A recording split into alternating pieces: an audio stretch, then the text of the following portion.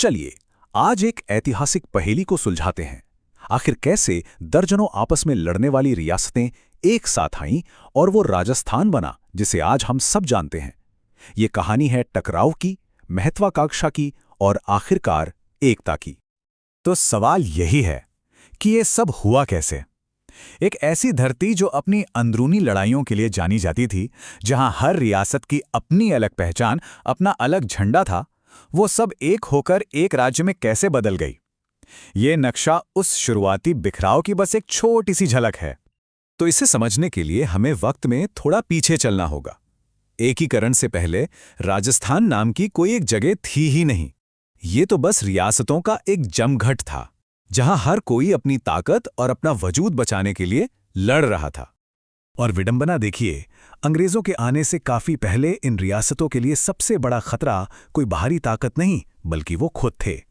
शाही घरानों के बीच की जो आपसी लड़ाइयां थीं, उन्होंने ही इस पूरे इलाके को अंदर से खोखला कर दिया था। जरा उस दौर की कल्पना कीजिए। 1795 में चुंडावत मेवाड़ पर कब्जा कर लेते हैं और बस चारों तरफ टकराव की एक नई लहर शुरू हो जाती है। फिर कुछ ही साल बाद 1802 में अमीर खां पिंडारी जैसे सरदार आते हैं और नाथद्वारा जैसे अहम शहर पर कब्जा कर लेते हैं। मतलब लगातार उथल पुथल का दौर था, जहां ताकत बस एक हाथ से दूसरे हाथ में जा रही थी। और इसी अफरा तफरी के बीच इस पूरी बिसात पर एक नया खिलाड़ी आता है, अंग्रेज। लेकिन उनके आने से कोई शांति नहीं आई, बल्कि एक बिल्कुल ही नए तरह के असंतोष के बीज बो दिए गए। और यहीं से खेल में डर का एंगल जुड़ जाता है। अजमेर मेरवाड़ा जैसे इलाकों में ये अफवाह, ये डर तेजी से फैलने लगा कि अंग्रेजों का असली मकसद तो धर्म परिवर्तन कराना है। ये डर आगे चलकर ब्रिटिश राज के खिलाफ एक बहुत बड़े गुस्से की वजह बना। यहां एक बहुत ही दिलचस्प बात सामने आती है। देखिए, एक तरफ तो आम लोग थे जो अपनी संस्कृति और धर्म को लेकर डरे हुए थे, और दूसरी तरफ थे शासक, जिनकी सेनाओं ने अंग्रेजों के खिलाफ कोई बगावत नहीं की। ये साफ दिखाता है कि जनता और उनके राजाओं के बीच सोच का कितना बड़ा फर्क था। लेकिन आज़ादी की असली लड़ाई महलों की दीवारों के अंदर नहीं लड़ी गई। बगावत की जो चिंगारी थी वो भड़की खेतों और गांवों में। ये किसानों का संघर्ष था जो अपने हक और सम्मान के लिए उठ खड़े हुए थे। और अगर इस अवामी लड़ाई के इतिहास में किसी एक साल को चुनना हो तो वो होगा 1897। यही वो साल है जब उस आंदोलन की नींव रखी गई जो आगे चलकर इतिहास बदलने वाला था, बिजौलिया का किसान आंदोलन। इस आंदोलन की शुरुआत का तरीका भी देखिए कितना अनोखा था। हजारों किसान किसी रैली या प्रदर्शन के लिए नहीं, बल्कि एक मृत्यु भोज में शामिल होने के लिए जमा हुए थे। और उसी मौके पर उन्होंने अपने शासक के खिलाफ बगावत का बिगुल फूंक दिया। ये दिखाता है कि लोगों ने कैसे हर मौके को अपने प्रतिरोध का एक मंच बना लिया था। ये लड़ाई सिर्फ जमीन की नहीं थी, ये थी स्वाभिमान की।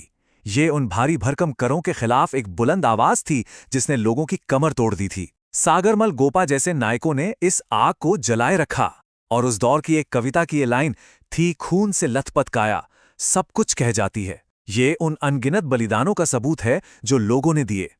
तो एक तरफ तो आज़ादी की ये लड़ाई चल रही थी और दूसरी तरफ एक और पहाड़ जैसी चुनौती सामने खड़ी थी।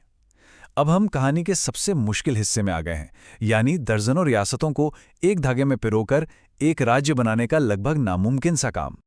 सोचिए, नए भारत के नेताओं के सामने दोहरी चुनौती थी। एक तो अंग्रेजों से पूरी आज़ादी हासिल करना, और दूसरा जो शायद उससे भी मुश्किल काम था, वो था इन दर्जनों महाराजाओं और नवाबों को ये समझाना कि वो अपनी सदियों पुरानी सल्तनत छोड़कर एक बड़े देश का हिस्सा बन जाएं। ये जो तस्वीरें हैं ना, ये पूरी कहानी को एक साथ दिखा देती हैं। एक तरफ वो बिखरा हुआ टुकड़ों में बंटा अतीत है, और दूसरी तरफ एक एकजुट भविष्य की वो पहली किरण। ये एक बहुत लंबे सफर का पहला कदम था, और उस पहले कदम का एक नाम था मत्स्य संघ। तारीख थी 18 मार्च 1948, जब 4 रियासतें अलवर, भरतपुर, धौलपुर और करौली एक साथ आईं। सही मायनों में ये राजस्थान के बनने की आधिकारिक शुरुआत थी। पर रुकिए, कहानी अभी खत्म नहीं हुई थी। मत्स्य संघ का बनना तो इस बड़ी सी पहेली का बस पहला टुकड़ा था। इसके बाद एक लंबी और काफी जटिल प्रक्रिया चली।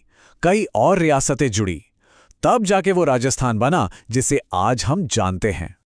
नक्शे पर खींची हर एक लकीर के पीछे कोई न कोई संघर्ष, कोई समझौता और कभी-कभी एकता की कहानी छिपी होती है। ये हमें सोचने पर मजबूर करता है कि जिन सरहदों को हम रोज देखते हैं, उनके बनने के पीछे कितनी ही अनकही कहानियां दफन हैं।